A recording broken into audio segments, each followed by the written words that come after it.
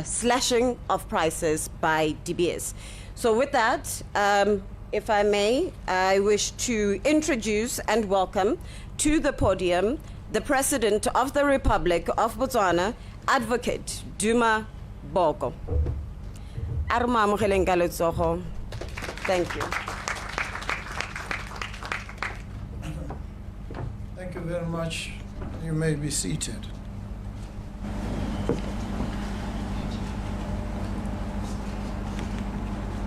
The dignitaries have all been welcomed and recognized.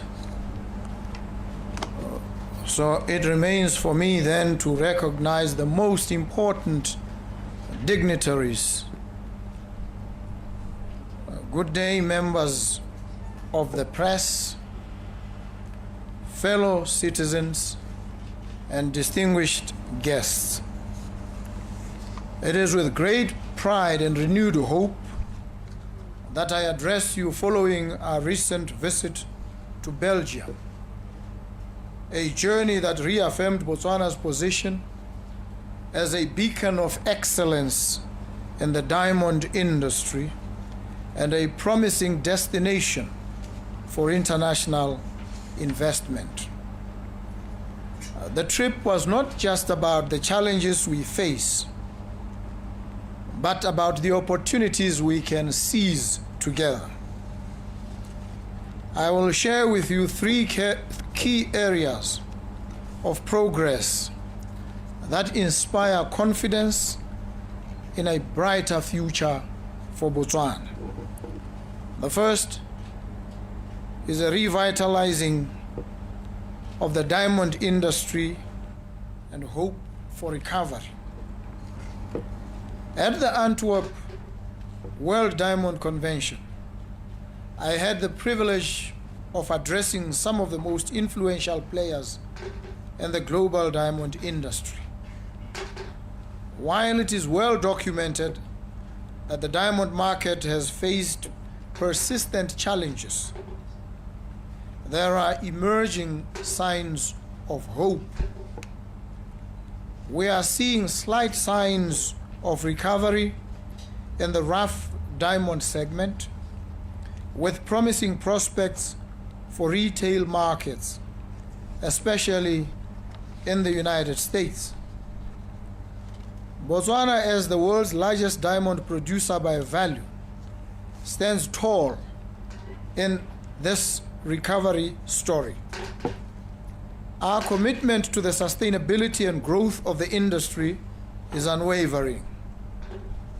Let us take pride in the fact that Botswana continues to set the global standard for excellence in diamond production.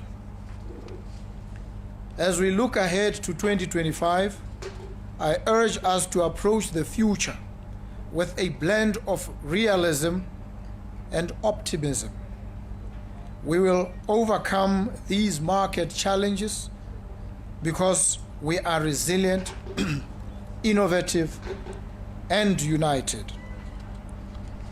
The second, the restoration of market confidence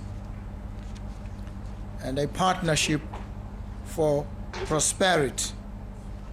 In Belgium, I reaffirmed Botswana's enduring partnership with DBS, a collaboration that has been the cornerstone of our diamond industry for decades.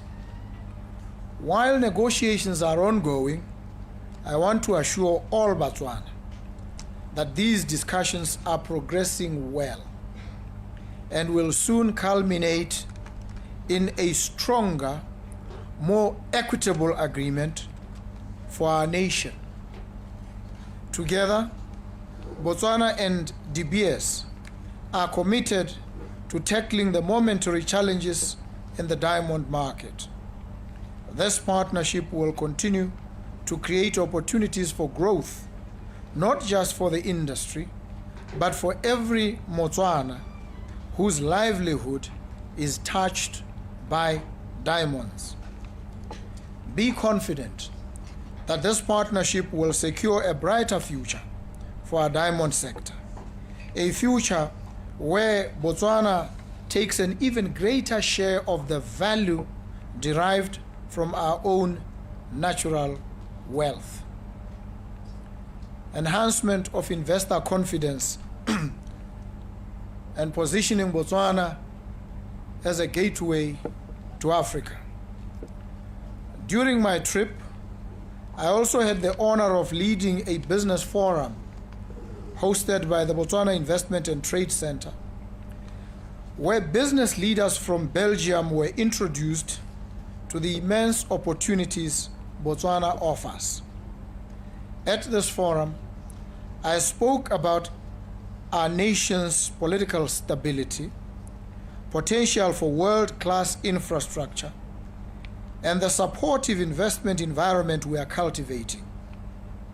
I was deeply encouraged by the enthusiasm of the investors, many of whom shared positive experiences of doing business in Botswana. We are creating a future where Botswana is not just a leader in diamonds, but a gateway for trade and investment across Africa and the world. Initiatives like our drive for renewable energy investment and diversification of the economy through industrial hemp are laying the foundation for sustainable economic growth. Botswana's role in diamond traceability. One of the most significant achievements of this trip was Botswana being granted approval to establish a verification node as part of the global initiative to certify the origins of diamonds. This means that Botswana will now align with G7 requirements by playing a direct role in verifying that diamonds do not originate from restricted regions, including Russia. This approval is not just a recognition of Botswana's leadership in the diamond industry. It is a vote of confidence in our transparency, governance, and commitment to ethical practices. The world is looking to Botswana as a trusted partner in ensuring that diamonds traded globally meet the highest standards of integrity. The verification node will position our country as a vital player in the global effort to ensure ethical sourcing, giving buyers and retailers confidence in the diamonds they purchase. This is a testament to Botswana's growing influence and leadership in shaping the future of the diamond industry. In conclusion, I see a brighter future for Botswana. Fellow Botswana, this trip to Belgium was about securing a better future for us all. The partnerships we strengthened and the agreements we advanced are designed to uplift every Botswana, from the miner in Joanning to the young entrepreneur in Tsabo. This is not just about policy, it's about people. It's about you. Together we are building a Botswana where every citizen can benefit from the riches of our land and the strength of our partnerships. The world recognizes the value of our natural resources, the strength of our partnerships, and the promise of our people. Yes, we face challenges, but we also have unprecedented opportunities. Together, we will build a Botswana where diamonds create prosperity for all, where investors flock to our shores, and where every Botswana can dream bigger and achieve more. This is our time to overcome, and overcome we shall. Thank you. Thank you very much.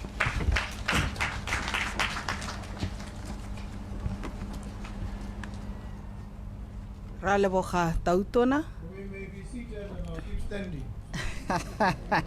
Ra leboga. Field any questions that Ke you may nako have. ke nako a gore jaanong babegadikgang ba botse dipotso. Ke yone nako a lona betso ke itse gore bangwe ntse re dira mmogo le botsa re ntse re le gone ko mme yaanong ke yo ka sebele a re mmotseng dipotso. A ke simololle ka mogolle ha DK. Maelo o tshotse mike. Ke a dumedisa Tautona ebile make go a kgwele gore ha o sa lo tsa puso ga o iso nne le nako ya gore o ka huba maoto o berekela tšhaba ya gago. Mme yaanong ke ne ke re ke botse gore ha o le gone ko no le teng ko Belgium o bua le bone ba ditemane go ne ga nna motho go le kahe kana ga nna go le bothata yo go kahe gore o kgone gore le digele tumelano e teng. Ke a leboga. Okay, thank you. Advocate Duma FM. Just a quick one, Mr. President. Obviously, you're talking about a bright future, but the curiosity here is, as on when you were meeting the players in the diamond industry, was there ever a conversation, a real conversation, an honest conversation about the future of the diamond industry worldwide, the diamond economy worldwide? Are we not just kicking the tin can down the road, as Americans would say? If indeed we are, how far can we kick it before we can finally accept that we may not exist on diamonds alone? Thank you. Ready Doni ditato. Maele. Maele. Ready Doni o sala tsholeditse ha before moela mo. There's an overarching message from official discourse that the aim of the negotiations with the BS are merely about improving the sales of diamonds in the international market. And yet we know that industry observers know that mining and the sale of diamonds, or mining and polishing and cutting of diamonds, is the least section of the diamond value chain. And that you have just observed, Mr. President, that Botswana produces by value, at least in terms of value, the production of diamonds. And yet we know that the diamond industry worldwide is valued at between 800 to 1 trillion by value. And yet Botswana makes only about 1 billion to 2 billion per annum. Now, as a leading diamond producer by value, don't you think we're being ripped off and that we should be making more? And also given the fact that the National Resources Institute observed that Botswana diamonds are being undervalued by 200%. So by extension, I was wondering also that in your course of negotiating with DPS, given that Botswana lacks the skills and competence in geomorphology or knowledge of the entire value chain, to what extent have you sought assistance from multi-stakeholder interest groups, for instance, the United Nations Economic Commission for Africa and the AU-based African Mining Vision and other interests like Extractive Industry Transparency International, in order to augment the deficits that is clearly is observable in government negotiators. Thank you. Thank you. One last one from Sello, then give the President a chance to respond.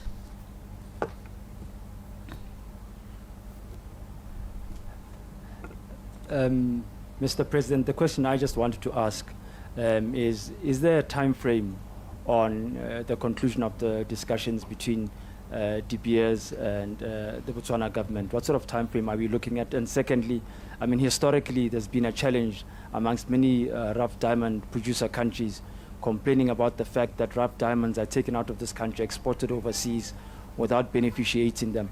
In terms of the new agreement, can we see the Botswana government trying to push those who are sourcing our rough diamonds from Botswana from beneficiating? And what specifically is your government going to do to empower and capacitate local SMMEs to make sure that they can get access to these rough diamonds and they can also be part of the value chain by beneficiating them? And probably lastly is, will this deal between De Beers and the Botswana government have any impact on other players in the industry, for example, like new players like maybe HB Antwerp?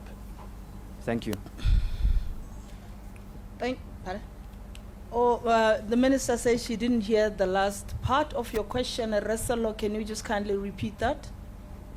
The last part of my question. Yes, Well, I think a bone of contention in the past has been the role of relatively new startups. I know that many had seen HB Antwerp as a bit of a disruptor.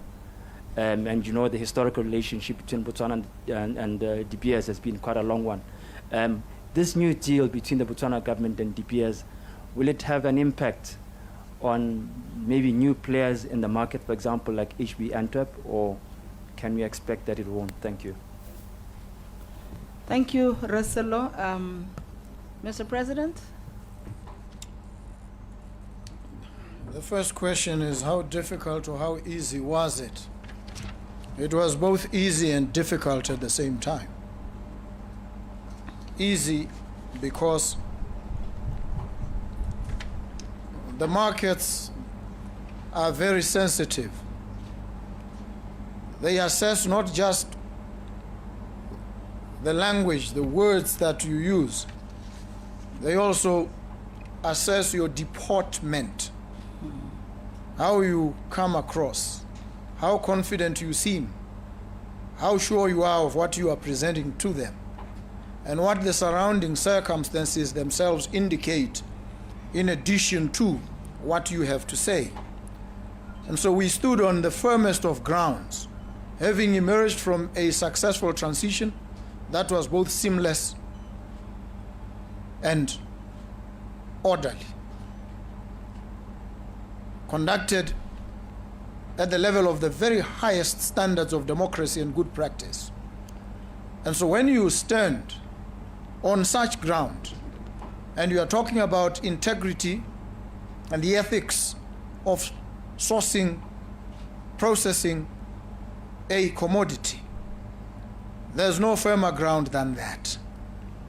And that made life much easier than it might have been. That is but one part. The second is, whenever you engage in any setting, not just with De Beers, always you mediate whatever differences, whatever disagreements, not with point of sword. And point of sword can mean words here, because some say words are like weapons, they wound sometimes. And so when you are dealing with others, you mediate your differences with civility and with respect. You state your propositions, you state them firmly, you support yourself with facts, and you are able, therefore, not just to communicate, but to also earn the respect and admiration of those with whom you are communicating. And we managed almost effortlessly to secure this part. We were dealing with very difficult situations of a market that was turbulent. There were uncertainties. And these uncertainties were also a function of the uncertainty of the investors and the key players in the diamond industry. And their sentiment carries a lot. In the period leading up to the time we were there, voter confidence, investor confidence, well, and they vote with their money, in us as an investment destination, had fallen by over 20%. And so we had to bring ourselves up and lift ourselves to a level where we clawed back our credibility and the respect that we deserved. And we managed admirably to do this. Was it easy? Was it difficult? We secured the results. We got what we had gone to achieve. And sometimes hindsight is an exact science. When you're looking at things in hindsight, it seems easy. But when you venture into the terrain, is the most difficult. And so I leave it to you to pass judgment on whether it was easy or not easy. All I can say is we went, we conquered.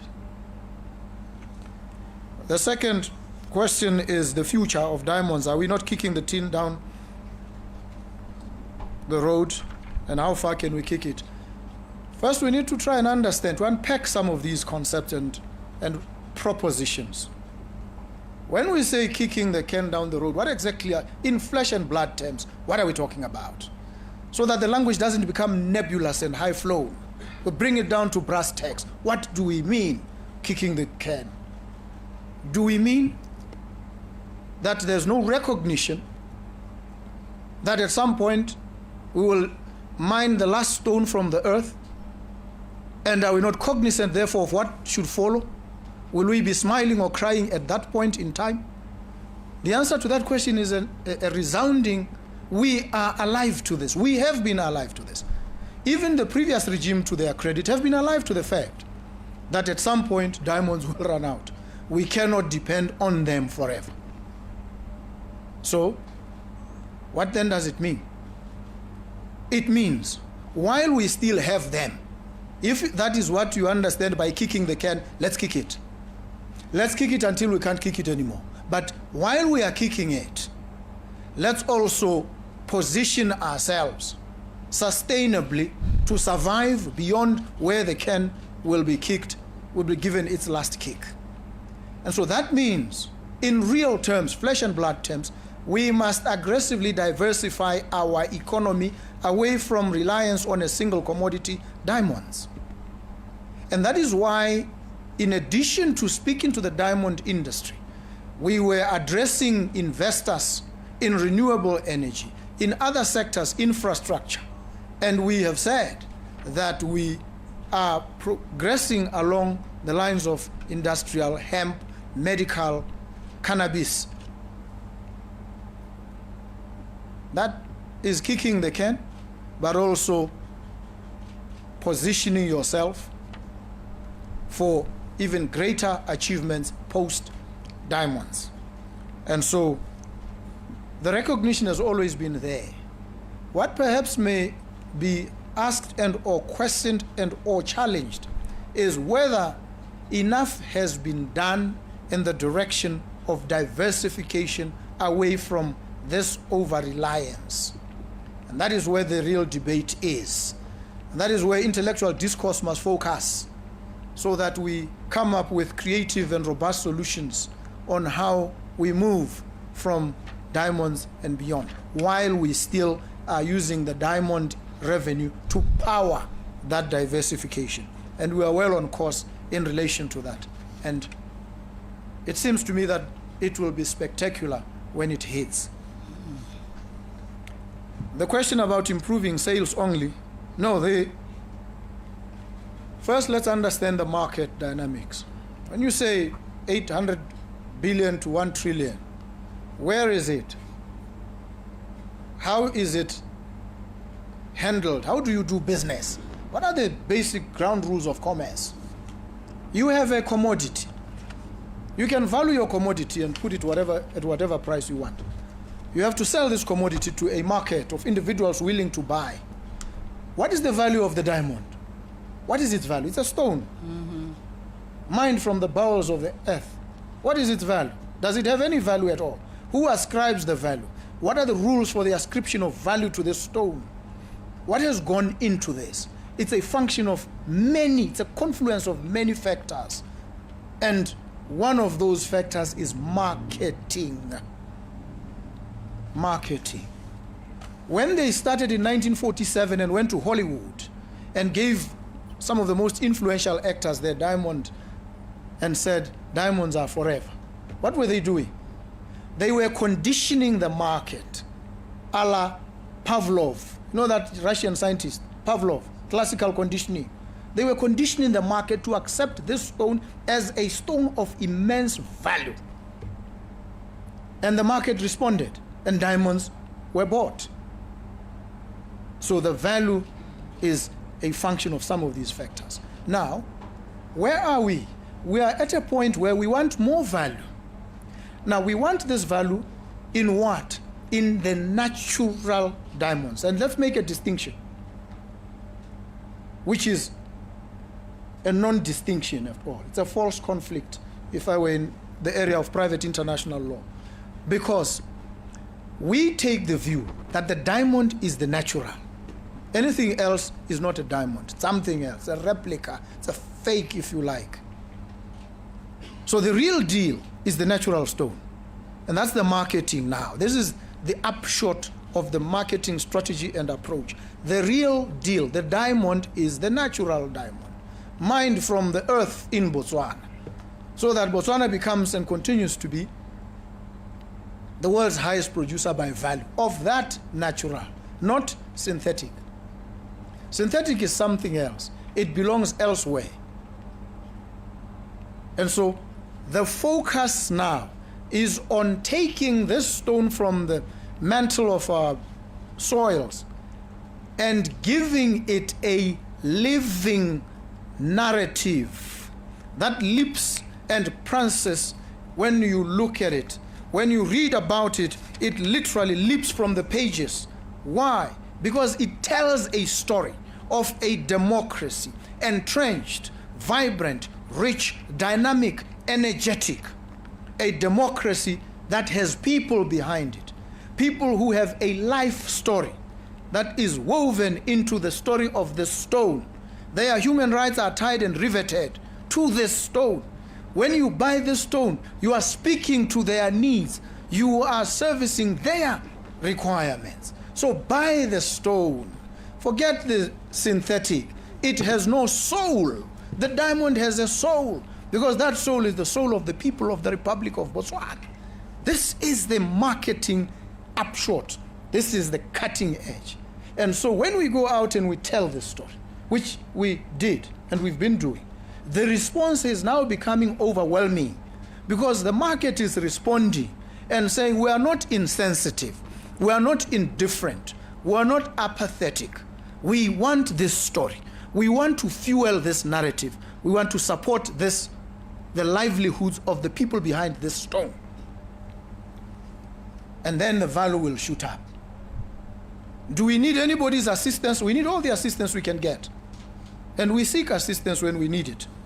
But sometimes we have the brains, we have the skills, we have what it takes.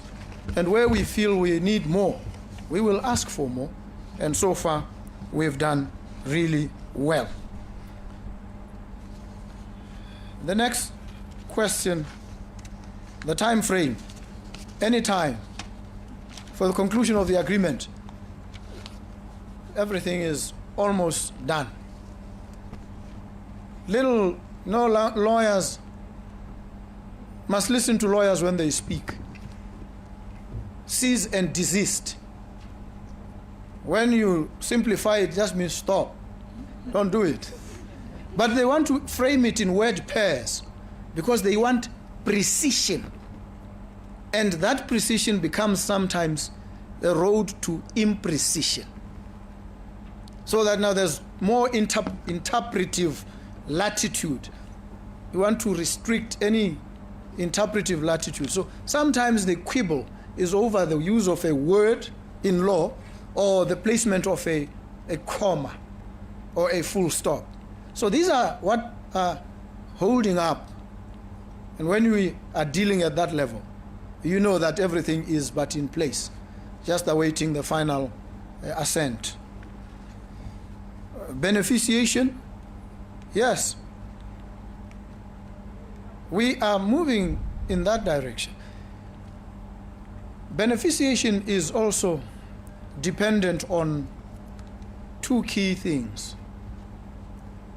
Not only those, but key. One, skills. Have we invested sufficiently in the skills that we need for the midstream value chain? And the answer may be no. The second is technology. Do we have the requisite technological capabilities? Until we get ourselves to that level of skill, and technological aptitude or positioning, we must assess our circumstances. How are we situated relative to the other players in the space? It's called strategic positionality or situatedness. You need to assess that. And so we are pursuing beneficiation, but also alive to the limitations and on the trot, addressing those limitations as best we can so that we bring ourselves to the level of cutting edge. When it comes to mining, Botswana has no peer. The skills, the art, the science, the expertise in mining, in extraction, there we have consummate skill. We are unchallengeable as a country in terms of the expertise that we've generated and we command. But on the other aspects, we are still lacking. And so we need to upskill ourselves. We appreciate this. We realize this. And so startups, look, any deal that comes is assessed on its commercial viability and merit. None comes and is passed. So whoever you call them whatever names you call. When a deal comes, it will be duly assessed for its value, for its overall capacity to enhance us as a nation and improve the lot of Botswana. And so, what implications it may have, obviously, whatever the deal is, you look at pre-existing relationships. How do you preserve them? How do you deepen and strengthen your own position without doing violence to positions to which you have already committed? It's basic common sense, isn't it? That's what it is. It doesn't change because I'm sitting here or somebody is sitting over there. The rules are still the same. The considerations are still the same. So this is what it is, folks. And I can say to you, I say it with full confidence and enthusiasm, the future of this country is bright. It is a future that is in good hands. And in whose hands is this future? It is in your hands. That's why it is bright.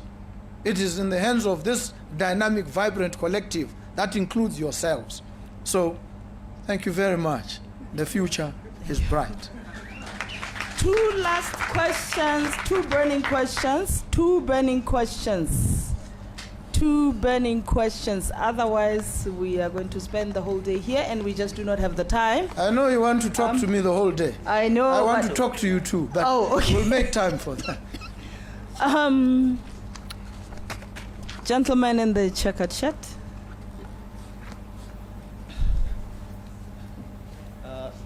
Introduce yourselves. Yes, definitely. And your media house. Yes, Elliot Kisibonyi here, currently independent. Thank you for the opportunity, Madam Secretary. And Mr. President, I just firstly like to start by saying I know just how big of an advocate you are for human rights, and rightfully so. And I just wanted to know then, since we're talking about diamonds, and I heard you stress emphatically about how we pride ourselves by producing ethically sourced diamonds. But then where does one draw the line if we continue exporting our diamonds to, say, places like Israel, particularly Israel, which we know Tel Aviv is one of the biggest importers and exporters of diamonds? Are we not, and I feel like since we're talking about facets, this is quite a multifaceted question. Maybe Honorable Butalian, Gwenawenda Wood might want to jump on it as well. Because where does one draw the line if our diamonds still actively enable Israel to, I don't want to be delicate and say, carry on a war? It's not a war, it's very much one-sided. So where do we draw a line as a country by actively enabling an apartheid state? And are we still going to be on the same stance as, say, the previous administration, where they said Israel has the right to defend itself, or is it something that we are going to take rather seriously? Thank you. Thank you. Gona le Rejani, gona ho go bapa le Rosan sa tswang go bua. Can I get O ta intšharla Adamson. Bagaetsho dumela, mongamedi dumela. Mma ke simolola ka go akgola ke lanta ke lebagana lo ena sa le go nna tona a latsele mme mma ke simolola ka go akgola. Ke na le potso di le pedi ya ntlha kana mo lehatsheng re lwa le lehatshe la Russia ha go ta mo ditemaneng.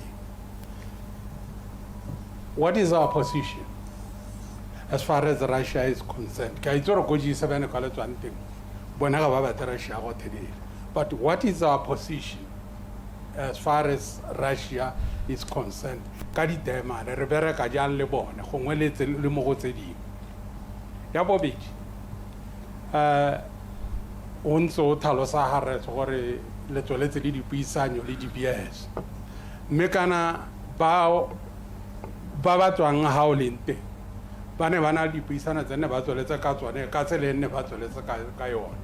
Yaanong motho o ka batla go itse gore a le simolotse ga ba tsweletseng teng kana le tswa simolola ko morago go tswelela dipuisano. Thank you. Adamson. Next. Give it to Akabelo from Business Weekly. My first question is which countries will be verifying the diamonds in Botswana after we approved as the second verification site? And also, who will be responsible for undertaking this verification? Are you going to be setting up new structures for this process? And lastly, the amount of carats are expected to be verified in Botswana. Thank you. Thank you. I think, Mr. President, you can respond to those three. Yes. Always we need to frame the discourse around some context so that when we do that, we don't get sidetracked and carried away. There are certain fundamental considerations in relation to any conflict situation. Have we imposed any sanctions as Botswana on, in this case, the state of Israel?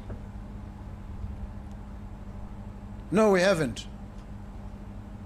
Is it something we may do? Nobody knows.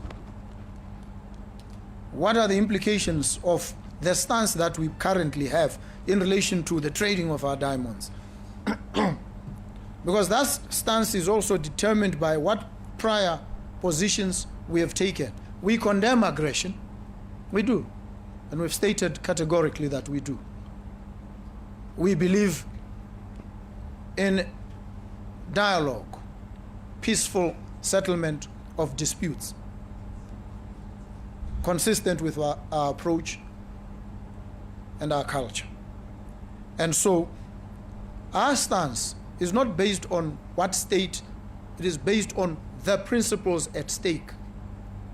And where there's aggression, we draw the attention of the world to the protocols and the instruments internationally under international law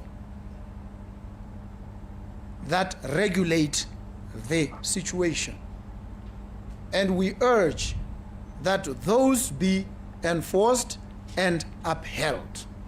That is a position you take and you state. Now, public international law, so that we are not confused about these things, is also a function of sometimes might and sometimes whether you are able to enforce. And public international law largely depends on what they call the shame factor, that you raise the issues enough to shame whoever is in the wrong and cause them, because you'd have pricked their consciences, if any they have, to change. And that's all you can do. Botswana cannot go out and enforce physically anything. Many countries can't because of the enormity of the task and the resource implications thereof. So, until we get to a point where, as in the Russian situation, the whole world, the major powers, took a position and said, Russian diamonds prohibited. Do we have a choice? Can we go a different direction? Maybe we can, but it would be to our detriment, would perish. So self-preservation dictates that we stay and say, yes, we don't like aggression. Whoever started it, whoever is continuing it, we just don't like aggression as a dispute resolution method under public international law. And so we urge the parties to find each other. That's all we can do. And then we become a subject of the regime that is in place, which is to prohibit Russian diamonds from the market. That's where we are. That's the reality of the situation, and we can't run away from it. So what is our position on Russian diamonds? It is the position of the world, really.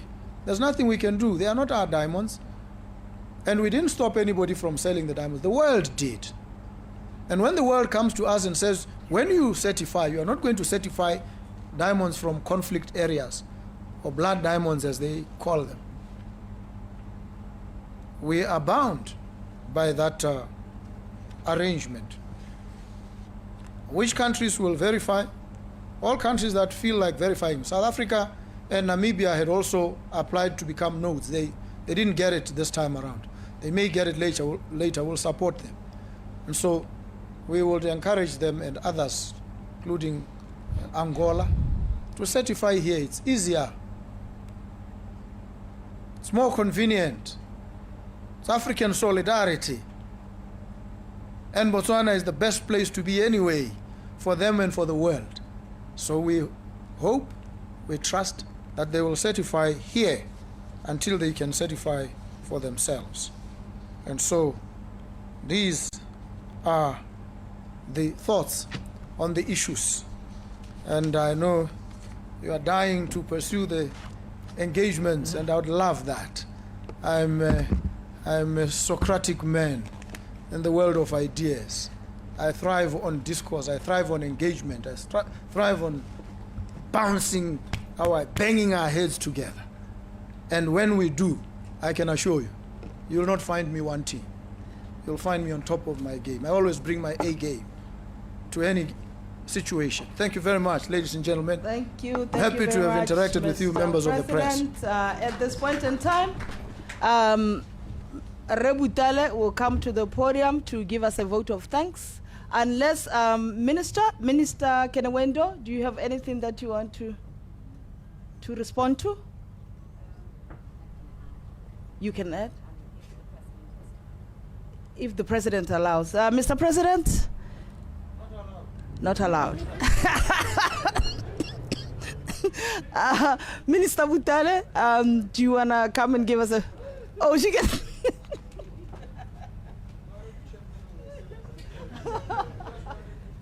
I know. I wanted you to say something, Mr. President.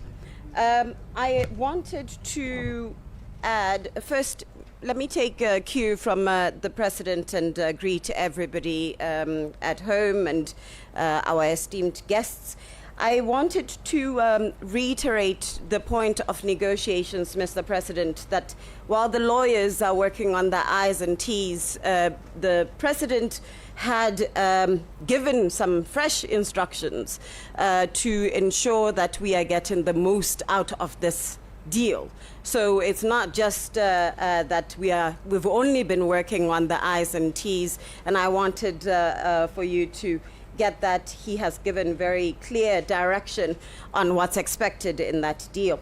And then on the position for G7, I also wanted to add that the G7 constitutes 70% of our market. And so it's very important that we focus on protecting our market and ensuring that there is no disruption in the sales of our diamonds. And then lastly, the President spoke about building market confidence. He was the only one who spoke to the importance of natural diamonds and the threat that is posed by lab-grown diamonds, and being very clear that it is important that our partners invest in natural diamonds, but also in provenance of the Botswana story. And so that indeed generated a lot of interest in Botswana and generated a lot of interest for people to visit here. And I can confirm that the Natural Diamonds Council is currently here in Botswana, and they are shooting around the provenance story in Botswana. And then I think, Mr. President, you forgot one of the announcements you made in Brussels around one of our site holders committing to increasing salaries and being a leader within the diamond space to ensuring that they adhere to the cause of a living wage. And that is something that was announced by one of the site holders and polishers here, Star Gems, and the President made such an announcement in Brussels. And then lastly, I know I've been saying lastly, but this is really the last one. I think it is really worth noting that we are not losing 200% of our value in diamonds. We have our own diamond valuers here. That matter of fact, we have been cautioned around our pricing. That Angola is selling at 40-50% discount and we're not going lower. So we are not losing 200% of our value. Instead, we are working on protecting the value in our natural diamonds, and that is something that we were very clear in the President's statement in Antwerp. Thank you. Thank you, Minister. At this point in time, I would like Rebutale to come and give us a short vote of thanks.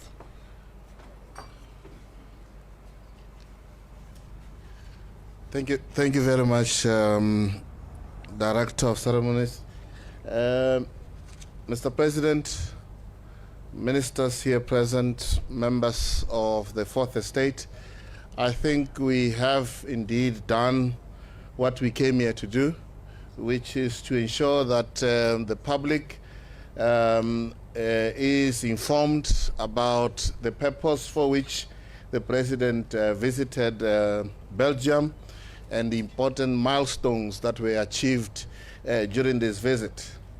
I think it will suffice for me to just say that this was indeed a very successful trip because, as you know, Botswana and Belgium have been enjoying excellent bilateral relations since 1975, and it was important that during this time where there were issues and uncertainties around a commodity like diamond, which is common between the two nations, that the two nations or leaders of the two nations met to provide leadership and guidance on the way forward in terms of diamonds.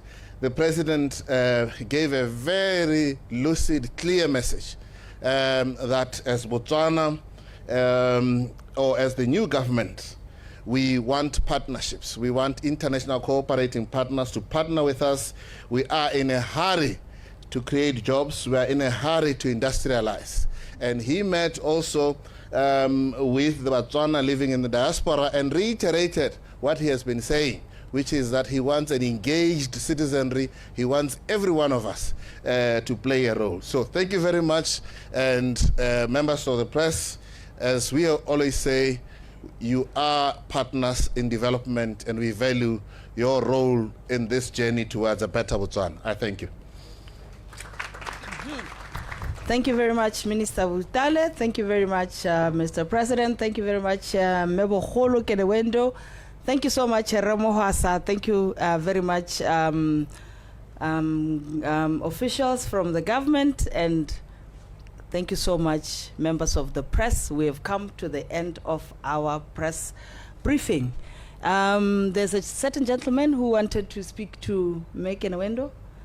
Afterwards, on the sidelines, just a few questions. That's what journalists do. They will accost you as you leave. At this point in time, I think there's drinks. It's not really food or something.